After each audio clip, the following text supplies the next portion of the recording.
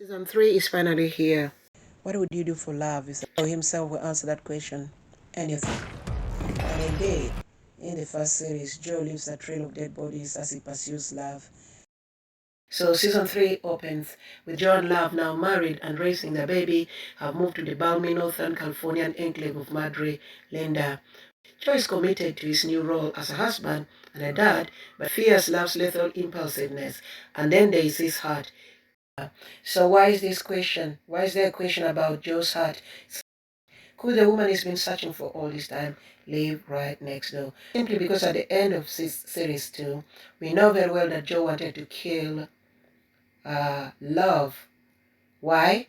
Because she had killed Delilah, who Joe had no intention of killing. I don't know what Love thinks. She's dedicated to being the best mother and the best wife and the best businesswoman. But Joe already had a wandering eye. We saw him looking through a hall to the neighbor's house, admiring the neighbor's wife, who we couldn't see the face. Well, soon that is confirmed. That is Natalie is acted by Michaela McManus, Joe and Love's next door neighbor, and the subject of his growing fascination. Should it become obsession, then there will be problems. She's married to a powerful man, and she's a professional and social success. Don't jump into those other Insta-famous mom influencers. The mom influencer here is Sherry Conrad, Shalita Grant, who is the local famous mom influencer, who is warm and down to earth, but it's just a put-upon act for her social media followers. Well, she feels threatened by Love. Love is beautiful. Love comes into the town, and she doesn't want to lose her place. Anyhow, Joe Goldberg is married, and because his abusive father left such a mark on him, he's not going to risk his son. He's made up his mind he's going to look after his son. But like he said, his impulsive wife. But this is hypocrisy of the highest order. I'm thinking maybe.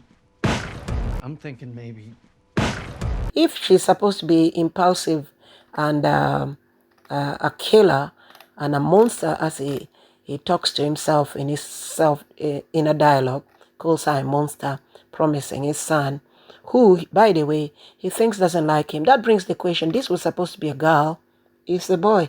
And if you know Love keeps secrets, she was busy having a lot of steamy sex with Mario, her former boyfriend.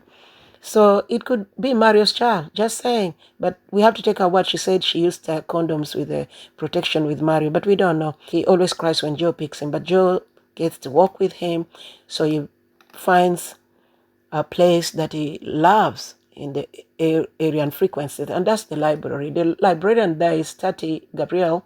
She's a smart, no-nonsense librarian who doesn't let much get by her. She's actually a keen observer of the neighborhood denizens, and that's why, because she's a keen observer, she notices that Joe is not only coming to the library for the sake of the books. He can see that Joe is probably interested in another person who comes to the library. In this neighborhood, what could go wrong? Whatever Love is thinking of her husband's, or whatever she knows or doesn't know about her husband's fantasies, because obviously they're in his head, she proceeds to try to settle herself in. But it does not take so long. In fact, it just takes a few weeks or months before she's back into her old impulsive habits. And you know what?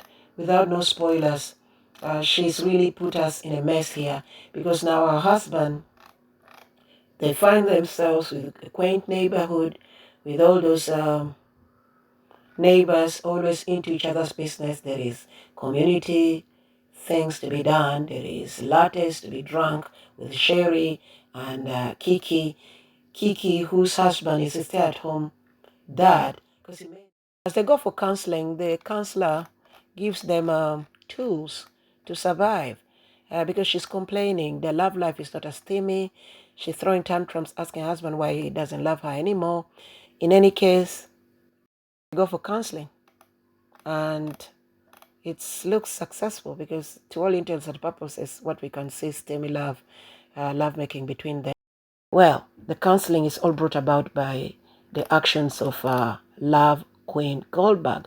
So you might agree here that Joe really should be concerned because for him, judging by the way he went on in LA, he does keep his word when he gives one, actually, if he gives you. And he said he will marry and look after his son, be the best he can so far. But, his eyes are wandering. And this fascination of looking for the perfect match will surely bring a drive a wedge between them.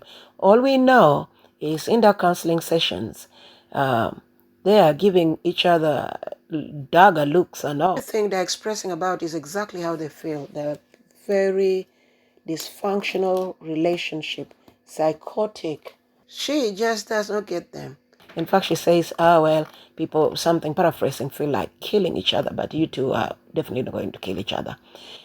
Killers like this, they do meet their match. And when, as the series proceeds, let's see what happens. If the two of them actually set eyes on each other, who knows who will get the other one first.